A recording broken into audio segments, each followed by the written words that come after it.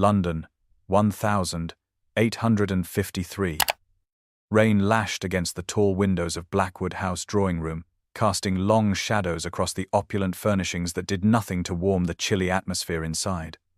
The Dowager Duchess of Westmoreland, Lady Victoria Blackwood, stood with perfect posture before the massive marble fireplace, her silver-streaked dark hair arranged immaculately beneath a cap of Belgian lace, her black silk gown rustling softly as she delivered her pronouncement to her only son.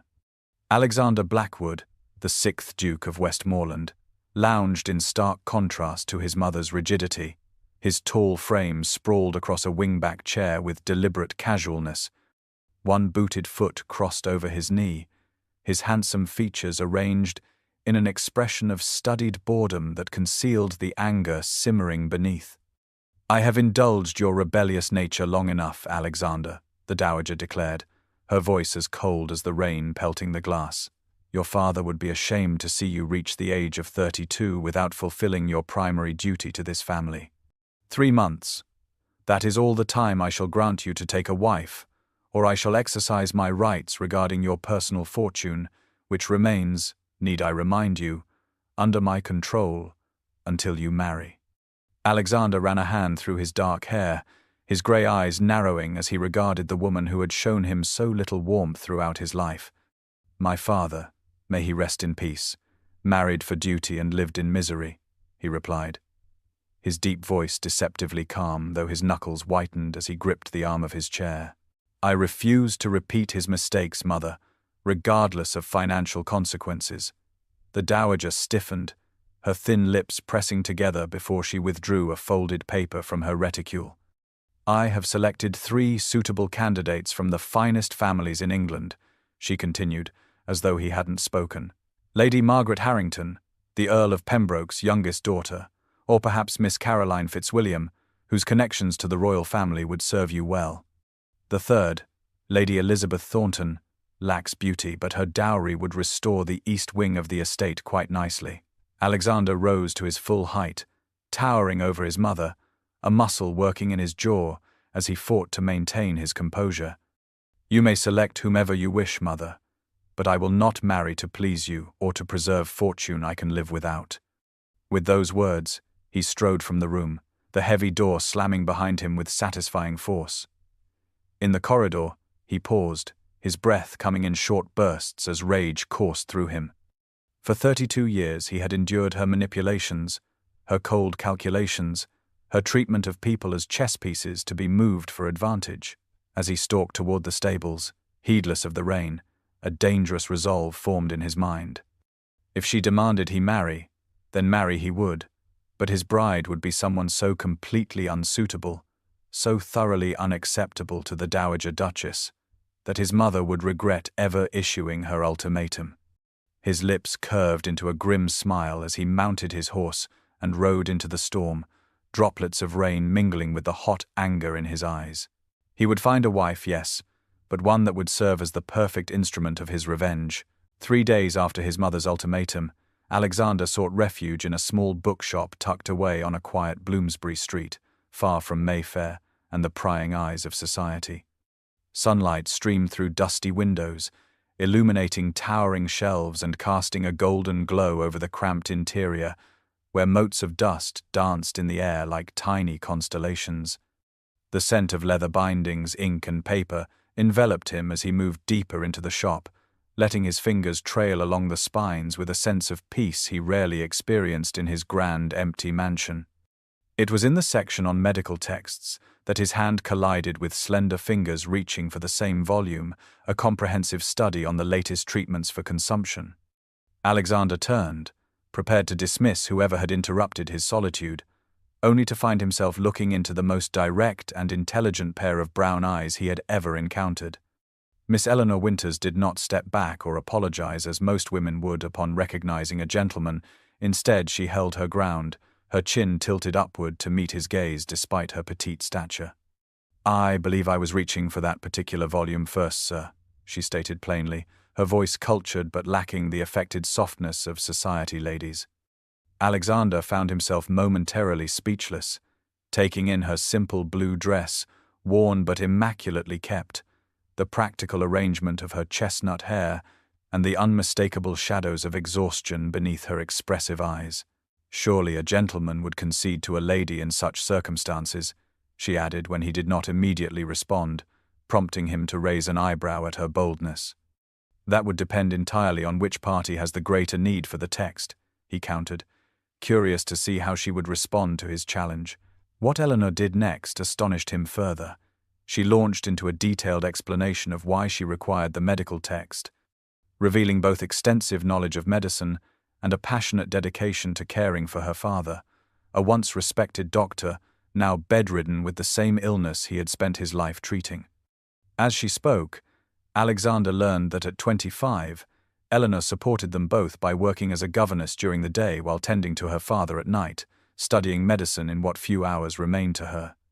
"You speak as though you've never been contradicted before, sir," she observed when he expressed surprise at her forthright manner. "I assure you, Miss Winters, that is precisely what makes our conversations so refreshing," he replied with the first genuine smile that had crossed his face in weeks.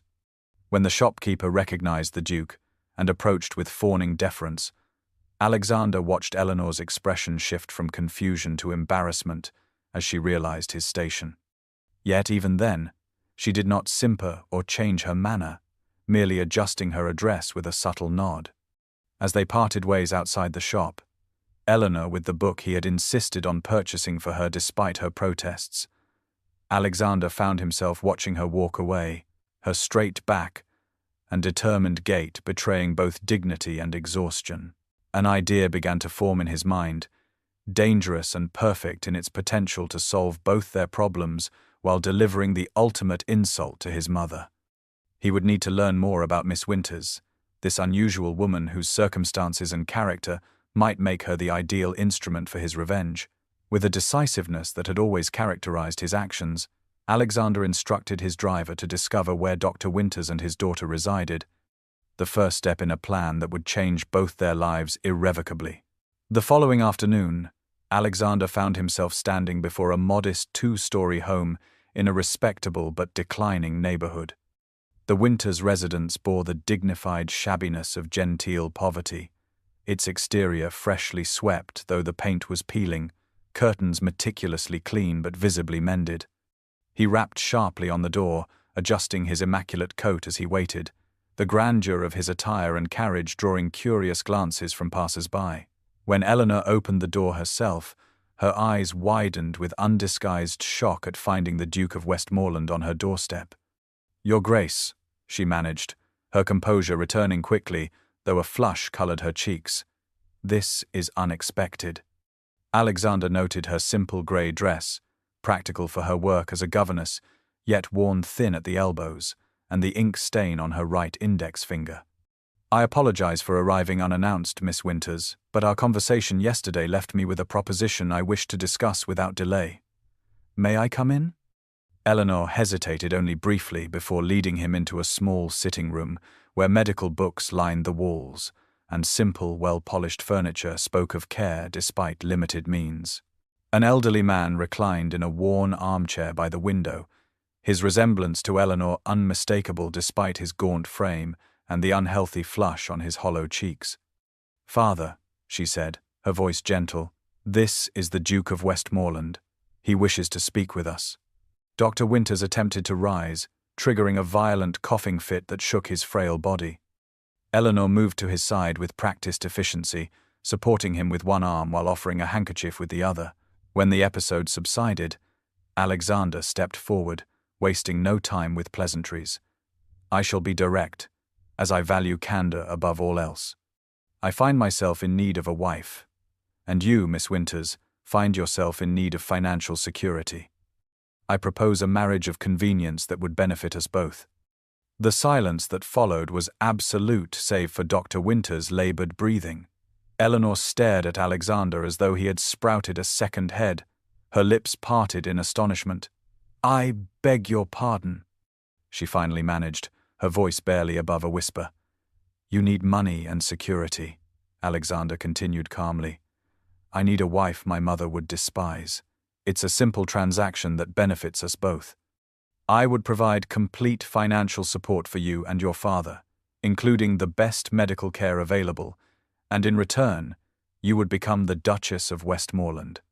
Eleanor's shock transformed into indignation, her spine straightening as she regarded him with newfound coldness. My hand is not for sale, Your Grace, regardless of how prettily you package the offer. I may be poor, sir, but I have my dignity. Alexander had anticipated outrage, but found himself unexpectedly admiring her principled stance, despite her desperate circumstances. I respect your position, Miss Winters, he replied, oddly intrigued by her refusal when most women would have leapt at such an opportunity. However, practicality sometimes must outweigh pride. Consider my offer carefully before rejecting it so definitively. Think of your father. Dr. Winters stirred, his weathered hand reaching for his daughter's. Eleanor, he murmured, but another fit of coughing interrupted whatever he intended to say. Alexander watched as terror flashed across Eleanor's face before she masked it with determination, the brief glimpse revealing the true precariousness of their situation more clearly than any words. I shall take my leave, he said quietly, extracting a card from his pocket. My address, should you reconsider. With a formal bow he departed, the image of Eleanor's defiant eyes and her father's wasting form accompanying him as his carriage pulled away from the curb. He had presented his offer as a cold transaction, yet something about her dignified refusal in the face of obvious need stirred unexpected respect. Whatever her answer might be, Alexander realized Miss Eleanor Winters was indeed the perfect candidate to infuriate his mother, though perhaps not solely for the reasons he had initially imagined. 1 week after the Duke's proposal, Eleanor moved wearily through the dreary corridors of St. Bartholomew's Hospital, where she volunteered on her single afternoon off from governess duties. The wards stretched before her, a seemingly endless procession of iron bedsteads occupied by the city's poor, the air heavy with the mingled scents of carbolic acid, illness, and suffering. She paused to wipe the fevered brow of an elderly woman, murmuring words of comfort that felt increasingly hollow as her own circumstances grew more desperate. At home that evening, shivering in her small attic bedroom where the fire had long since been deemed an unnecessary expense, Eleanor discovered her father had secretly pawned his gold pocket watch, a wedding gift from her mother, to pay for the medical text Alexander had tried to purchase for her before insisting on giving it as a gift. The realization struck her like a physical blow. For 3 years since her mother's death, she had sacrificed everything to maintain the illusion that they were managing, that her father's illness need not rob him of his dignity along with his health. Yet here was evidence that her pride was costing him the few treasured possessions that remained to him. Eleanor sat on the edge of her narrow bed, the medical text open on her lap to the chapter detailing new treatments available in Switzerland. Treatments that might extend her father's life by years, rather than the months the local doctor had grimly predicted. Treatments that would forever remain beyond their reach, unless she accepted the Duke's outrageous proposal. Pragmatism warred with principle as she considered his offer through the night, turning it over in her mind until dawn lightened the sky outside her window. The following afternoon found Eleanor standing before the imposing entrance to Blackwood House, her best dress brushed and pressed, her hands trembling slightly though her resolve was firm. The butler who admitted her could scarcely conceal his disdain, as he led her to a vast library where Alexander awaited, standing before a marble fireplace that could have housed her entire bedroom within its hearth. Your Grace, she began without preamble once they were alone, I have considered your proposal and am prepared to accept under certain conditions. Alexander turned, surprise flashing briefly across his features before satisfaction took its place. He gestured for her to continue, studying her with those penetrating grey eyes. I require respect, though not love, she stated clearly. Freedom to care for my father, including bringing him to live in whatever residence we shall occupy. And I must insist that you harbor no romantic expectations of this arrangement. Our marriage will be one of mutual convenience only. I accept your proposal, Your Grace, but understand this. While you may purchase my hand, my heart and mind remain my own. Alexander crossed the room toward her, his tall figure imposing, yet his expression held something beyond the triumph she had expected, something that might have been admiration. "I would expect nothing less, Miss Winters," he replied, his deep voice carrying an unexpected warmth. "Your spirit is precisely what makes you suitable for my purpose." A contract of sorts was drawn up that afternoon, outlining Eleanor's conditions and Alexander's financial provisions, which proved far more generous than she had anticipated. As she departed Blackwood House with the signed document safely tucked in her reticule, Eleanor felt a curious mixture of relief and apprehension. She had sold herself to save her father, entering a loveless marriage with a man whose primary motivation was to spite his mother. Yet beneath the cold practicality of their arrangement, she had glimpsed something in Alexander that suggested the Duke of Westmoreland might be more complex than his arrogant facade implied. Whether that complexity would make their impending union more bearable or more difficult, only time would tell. For now, it was enough to know that by sacrificing her dreams of marrying for love, she had secured her father's comfort and care for whatever time remained to him. A fortnight after accepting Alexander's proposal, Eleanor found herself standing beside him in the small chapel at Westmoreland Estate, exchanging vows in a hastily arranged ceremony attended only by her father, the Dowager's furious presence, and a handful of Alexander's closest friends. Eleanor wore a simple ivory gown purchased with the allowance Alexander had immediately established for her, her hands steady despite the enormity of what she was undertaking, her responses clear and unwavering, though her heart pounded beneath the modest lace of her bodice. "Doctor," Winters observed from the front pew, his pride in his daughter evident despite the oxygen that now visibly colored his sunken cheeks, while the Dowager Duchess glared from the opposite side, her expression a satisfying mixture of horror and disbelief as her son deliberately tied himself to a penniless doctor's daughter. The wedding breakfast that followed in the grand ballroom of Blackwood House provided Eleanor's first true taste of aristocratic society, the massive crystal chandeliers reflecting light across polished marble floors, where elegant couples had danced for generations, the gilt-framed portraits of Alexander's ancestors seeming to watch disapprovingly as she entered on his arm. The whispers began immediately, ladies hiding venomous comments behind fluttering fans, gentlemen studying her with undisguised curiosity or disdain. She heard fragments clearly enough. Governess, fortune hunter, how dare she, and the inevitable speculation about whether she was with child. Through it all, Eleanor maintained the dignity that had first caught Alexander's attention, her posture impeccable, her manner gracious despite the deliberate snubs of several high-born ladies.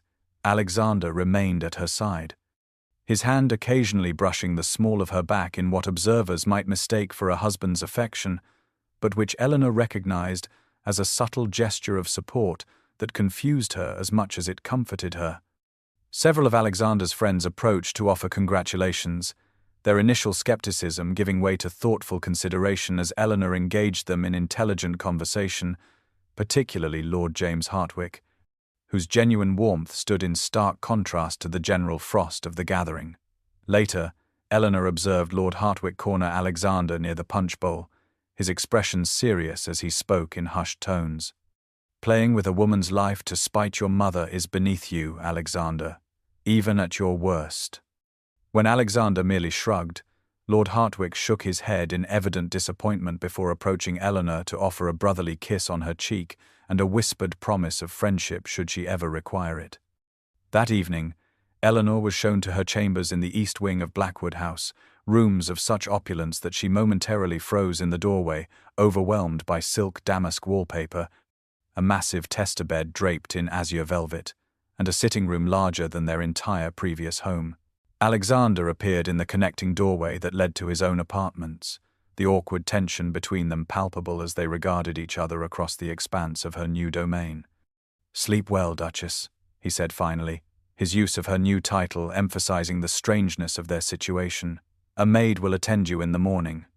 He turned to leave but paused when Eleanor called his name, her voice soft yet determined.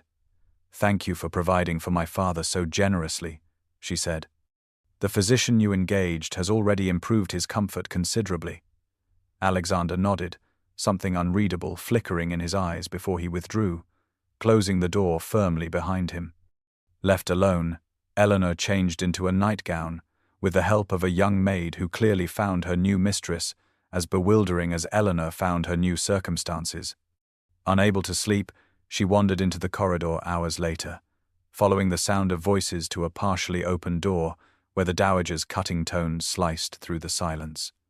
That woman is utterly unsuitable, a common governess with no breeding, no connections, no dowry.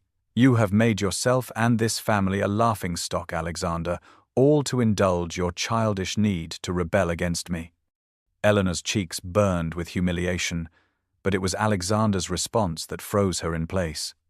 "My wife, mother," he said, his voice cold with a fury Eleanor had not witnessed before, "has more intelligence, dignity, and genuine worth in her little finger than most of the vapid, scheming debutantes you would have had me marry.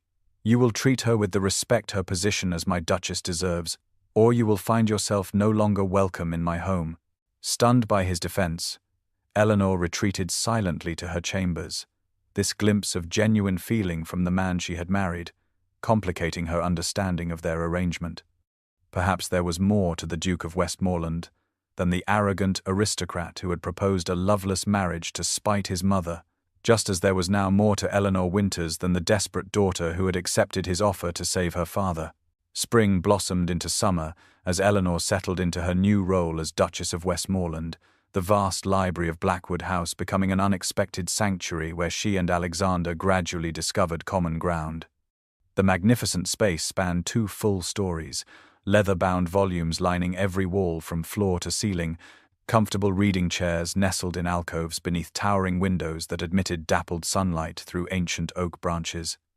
Here, Eleanor spent hours absorbed in medical texts, while Alexander attended to estate business at a massive desk near the fireplace, the silence between them evolving from awkward tension to comfortable companionship as weeks passed.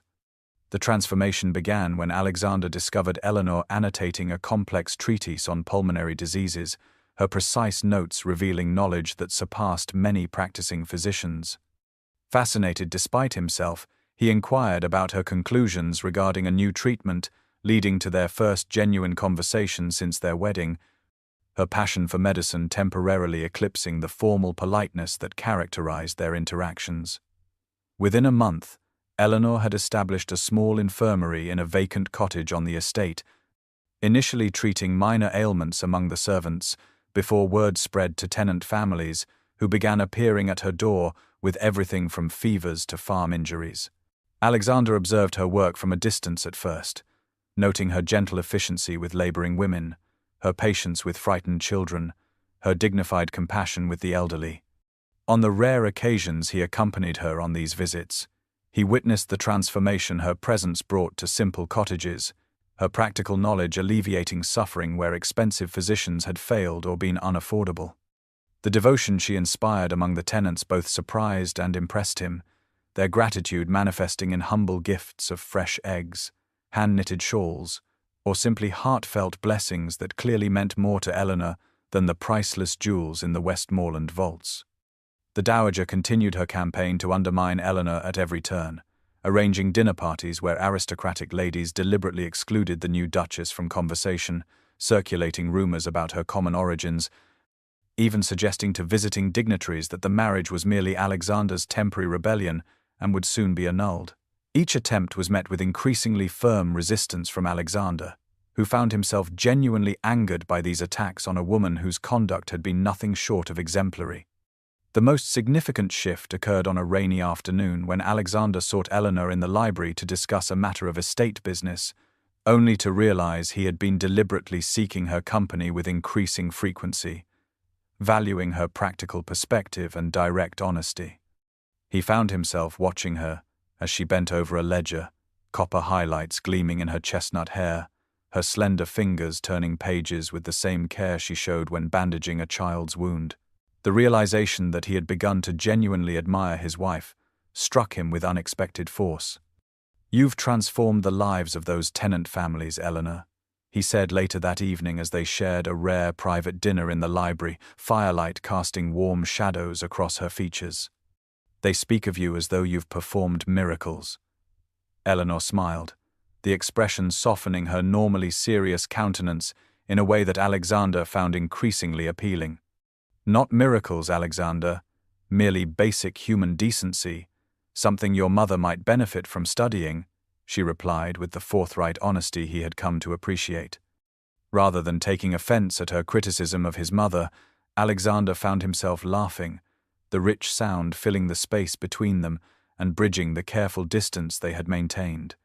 In that moment, with rain pattering against the windows and the scent of old books enveloping them, both recognized that their marriage of convenience had begun to evolve into something neither had anticipated, a partnership based on growing mutual respect that hinted at the possibility of deeper connection neither had included in their original arrangement. Autumn arrived with a chill in the air, and a much-anticipated invitation to the Harlington Ball, an annual event hosted by the Earl of Harlington at his ancestral estate just 10 miles from Blackwood House.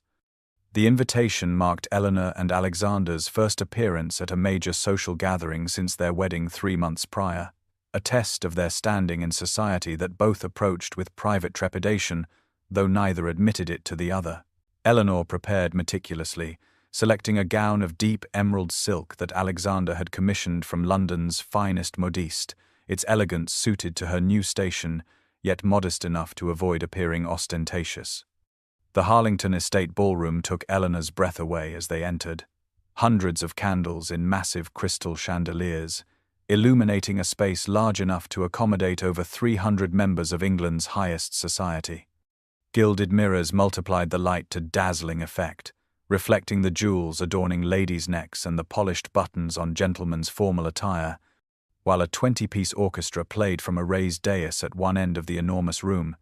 Eleanor felt the weight of curious stares as Alexander presented her to their hosts, the Countess of Harlington offering a correct if cool greeting, while clearly assessing the former governess's deportment for any sign of inadequacy.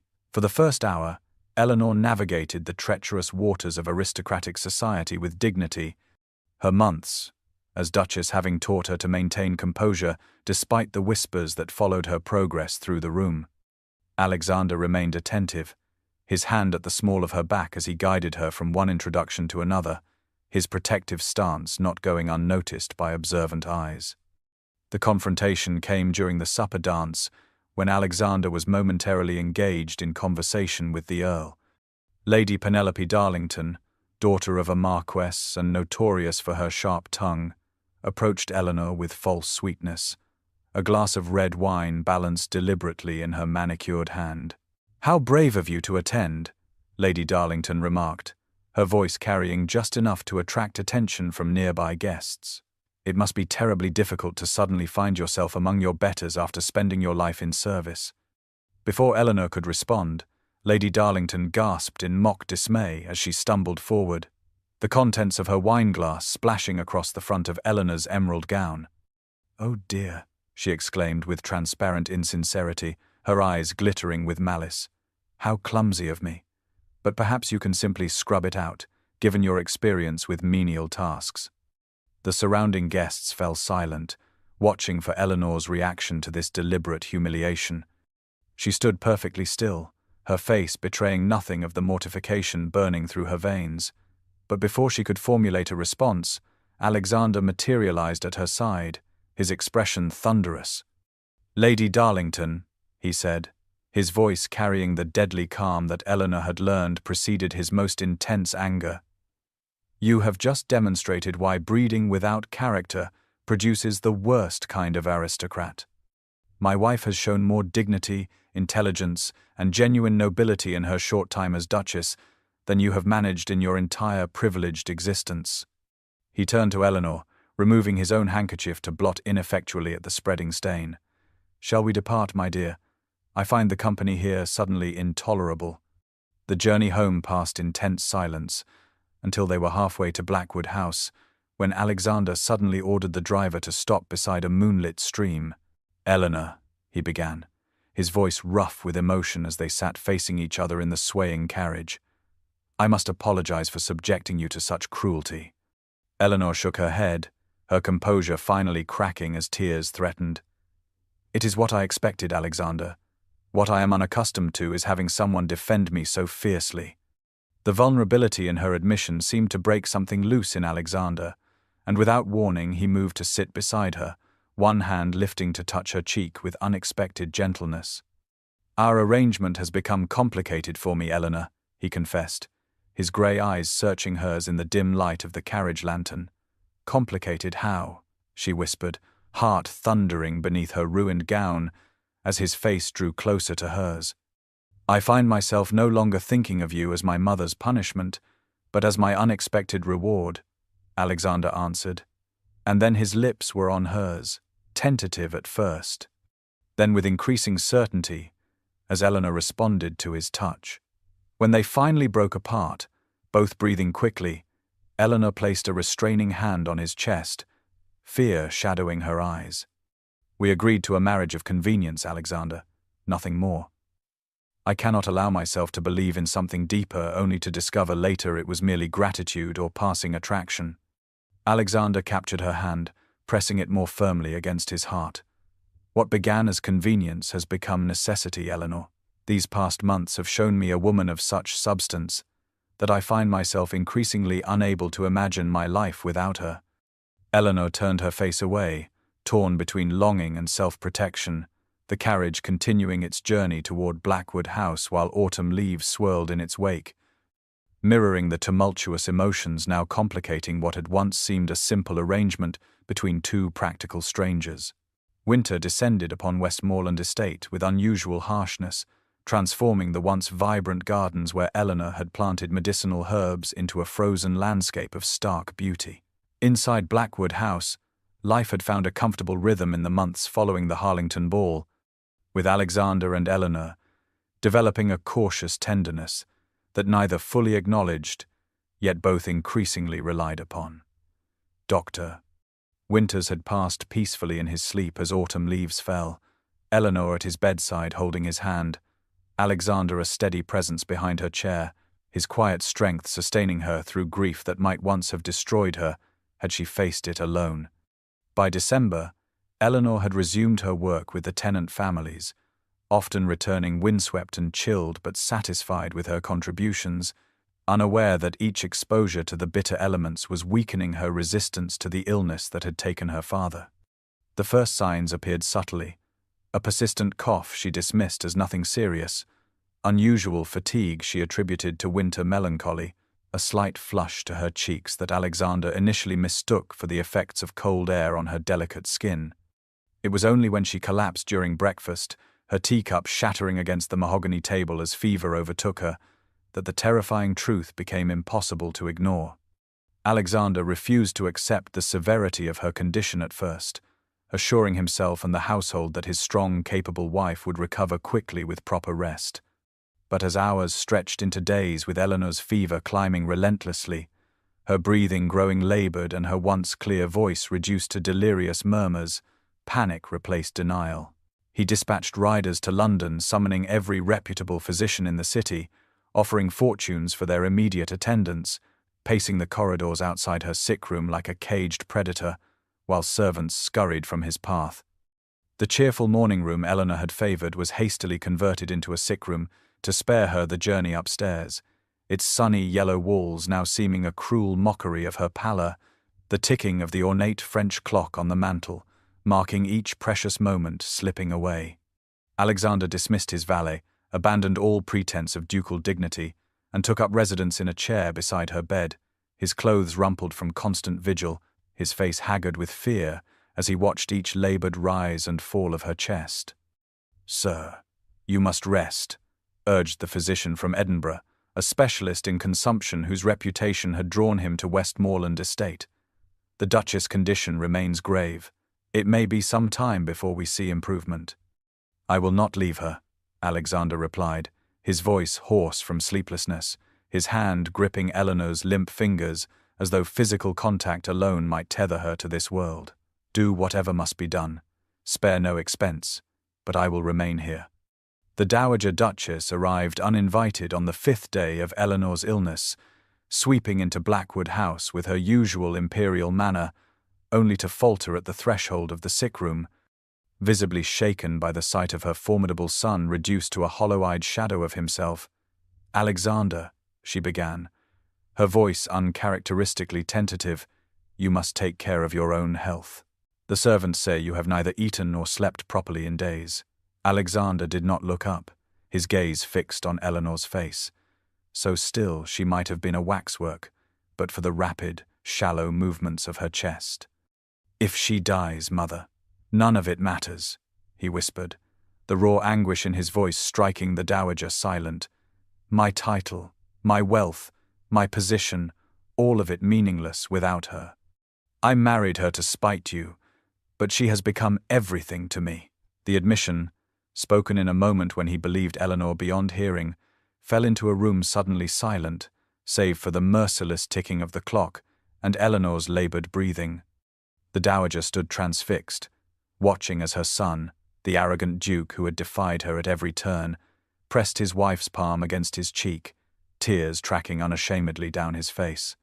"Please, Eleanor," he pleaded, his voice breaking on her name. "You cannot leave me now, not when I have only just learned what it means to truly live, to truly love. Fight this, my heart. Come back to me."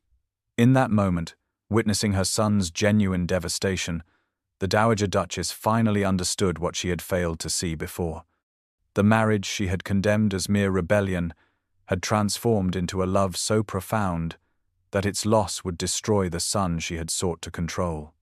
She retreated silently, her own heart heavy with the realization of how thoroughly she had misunderstood both Alexander and the remarkable woman he had chosen, whose worth could now be measured in her son's unconcealed grief and the fervent prayers of servants and tenants gathering daily outside Blackwood House, awaiting news of their beloved Duchess.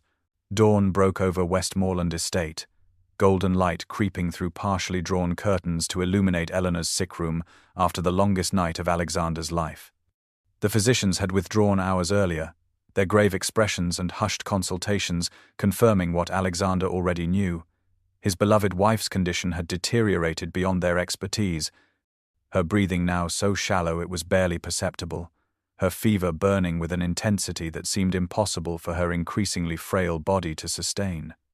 Alexander knelt beside her bed, his untrimmed beard and disheveled appearance rendering him unrecognizable as the proud duke who had once commanded every room he entered. For 7 days he had barely left her side, refusing food and sleep as though denying himself these necessities might somehow transfer his strength to Eleanor. His large hands enveloped her small one, his forehead pressed against their intertwined fingers in a posture of supplication foreign to his nature. "You cannot leave me now, Eleanor," he whispered, his voice raw from exhaustion and unshed tears. "Not when I've only just learned to love, not when we have so much life still to share. Remember the medical garden you planned for spring? The travels we discussed? You must see Florence, just as you always dreamed. Please, my heart, fight this darkness. Come back to me." The door opened quietly behind him, but Alexander did not turn, assuming it was merely another servant bringing fresh water or linens. Instead, he felt a hand on his shoulder, the touch tentative yet unmistakable. "Mother," he acknowledged, too exhausted for anger, too desperate for pride. The Dowager Duchess stood beside her son, her usual imperious demeanor replaced by genuine concern as she regarded the still figure on the bed and the broken man beside it. "I have brought someone, Alexander," she said softly. "Dr. Morrison from Edinburgh. He specializes in cases like Eleanor's and has had success with an experimental treatment when all seemed lost." Alexander raised his head slowly, hope warring with disbelief as he looked past his mother to the distinguished gentleman who entered carrying a medical bag. The doctor approached Eleanor's bedside, his experienced hands gentle yet efficient as he examined her, his expression grave but not defeated. "Her constitution remains strong despite the fever," the physician observed. "There is still reason for hope, Your Grace, though I must warn you the treatment I propose carries its own risks." "I would try anything," Alexander replied, rising to his feet with newfound energy. "Anything at all." The dowager stepped forward, her hand finding Alexander's arm in a gesture of support so unexpected that he stared at her in disbelief. "I sent for him the moment I understood what she truly means to you, my son," she explained, her voice softening. "I was wrong about her. Wrong about many things." The acknowledgement, coming from a woman who had never admitted error in her life, momentarily stunned Alexander. In that moment, mother and son reconciled without words, united by their shared concern for Eleanor. Dr. Morrison worked through the morning, administering a treatment involving ice baths to reduce the fever, followed by a carefully measured tincture of his own creation. Alexander and the dowager took turns assisting, passing cloths, changing linens, maintaining their vigil with shared purpose that would have seemed impossible mere days earlier. By mid-afternoon, Eleanor's breathing had eased slightly, the first encouraging sign in days. By evening, her fever showed the first tentative signs of breaking, her skin no longer burning to the touch, though still far from normal. Alexander refused to leave even then, maintaining his position beside her through another night, speaking to her constantly as though his voice might serve as a guide leading her back from the darkness. The sun had just begun to rise again, casting the room in soft golden light, when Eleanor's eyelids fluttered and slowly opened, her gaze unfocused at first before settling on Alexander's exhausted face. "You look terrible, Your Grace," she whispered, her voice barely audible, yet carrying the hint of her characteristic directness. Alexander stared at her in disbelief, before a laugh escaped him, part sob and part joy, tears streaming unashamedly down his face as he gathered her hand to his lips. "And you, my love, have never looked more beautiful," he managed, his entire body trembling with relief. The dowager, who had been dozing in a chair nearby, woke at the sound of their voices, her own eyes filling with uncharacteristic tears as she observed the naked adoration on her son's face, the miracle of Eleanor's survival, and the undeniable love between them that had somehow transformed all their lives. Eleanor's recovery would be slow, the danger not entirely past, but in that golden moment as dawn broke over Blackwood House, illuminating the three figures in the sick room, it was clear that something fundamental had changed for the Westmoreland family. What had begun as a marriage of spite and convenience had evolved through crisis into a bond so profound it had healed not only the breach between Alexander and his mother, but the wounded places within their hearts that had kept them from truly connecting with others. Spring sunlight dappled the extensive gardens of Westmoreland Estate, transforming the landscape that had been barren with winter frost just months before into an explosion of color and fragrance. The medicinal garden Eleanor had planned during her convalescence now flourished in neat beds surrounding a central fountain, lavender, rosemary, feverfew, and dozens of other healing plants arranged with both aesthetic beauty and practical purpose in mind. A year had passed since her near-fatal illness, a year of healing and profound transformation for the Blackwood family. Today, the garden played host to the annual Westmoreland Spring Festival, an event that had once been a formal, stilted affair under the previous Duke, but which Eleanor had reimagined as a celebration that brought together aristocracy and tenant families alike. Alexander stood at the edge of the terrace, observing with quiet pride as his wife moved among their guests, her emerald gown complementing the new fullness of her figure as she carried their first child, due to arrive by midsummer according to the royal physician. Society ladies who had once snubbed the former governess now eagerly sought her company, her intelligence and compassionate innovations in healthcare having earned their genuine respect. Even Lady Penelope Darlington approached with conciliatory smiles, though Eleanor received her with a graciousness that Alexander knew he could never have managed in her position. Most remarkable of all was the sight of Eleanor, deep in conversation with the Dowager Duchess, the two women gesturing animatedly as they discussed the expansion of their joint project, a clinic for impoverished women and children in London's worst slums. The transformation in his mother still astonished Alexander, her imperial manner softened by genuine admiration for the daughter-in-law she had once disdained. Her formidable organizational skills now directed toward meaningful charitable work rather than social manipulation.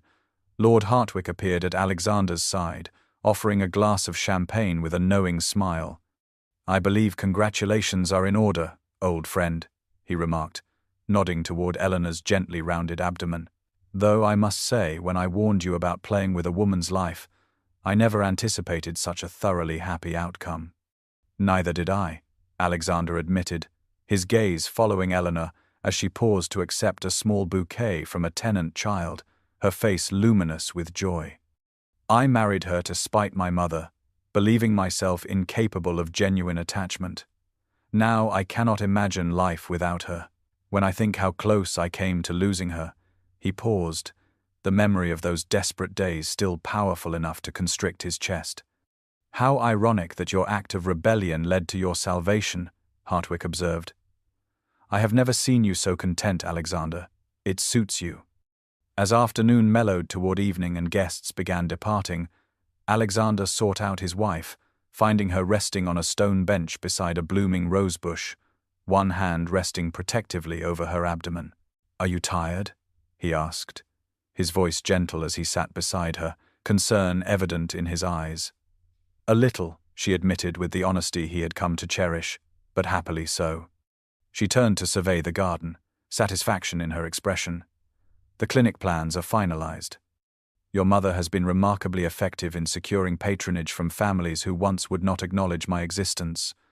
Alexander smiled, taking her hand in his. "She has found her true calling, thanks to you. As have I." They sat in comfortable silence, the garden around them alive with birdsong and the gentle rustling of new leaves. Finally, Alexander reached into his coat pocket, withdrawing a small velvet box. "I have something for you," he said, opening it to reveal an exquisite emerald and diamond ring, far more elaborate than the simple band she had received during their hasty ceremony. "Our wedding was arranged with such speed that there was no time for a proper ring, one worthy of you. This one, I hope, better represents what you have come to mean to me." Eleanor gazed at the ring, emotion filling her eyes as Alexander slipped it onto her finger alongside her original wedding band. "I married you to spite my mother, but you married me to save your father," he said softly, his fingers intertwining with hers. "Perhaps we are more alike than we knew." "No, Alexander," Eleanor corrected gently, meeting his gaze with the directness he adored. "I married you for security, but I stayed because I discovered the heart you tried so hard to hide. Even before I fell ill, I had begun to love the man beneath the Duke's facade." She placed her free hand against his cheek, her touch conveying the depth of her affection more clearly than words. Alexander turned his face to press a kiss into her palm, marveling at how this one gesture, so simple yet so intimate, could still affect him so profoundly after a year of marriage. As twilight descended upon the gardens of Westmoreland Estate, the Duke and Duchess remained on their bench, silhouettes against the fading light, hands intertwined in a simple tableau that belied the extraordinary journey that had brought them together. What had begun as the coldest of arrangements, a marriage conceived in spite and sealed in pragmatism, had blossomed into a partnership of such depth and passion that it had transformed not only their own lives, but touched countless others through their united purpose.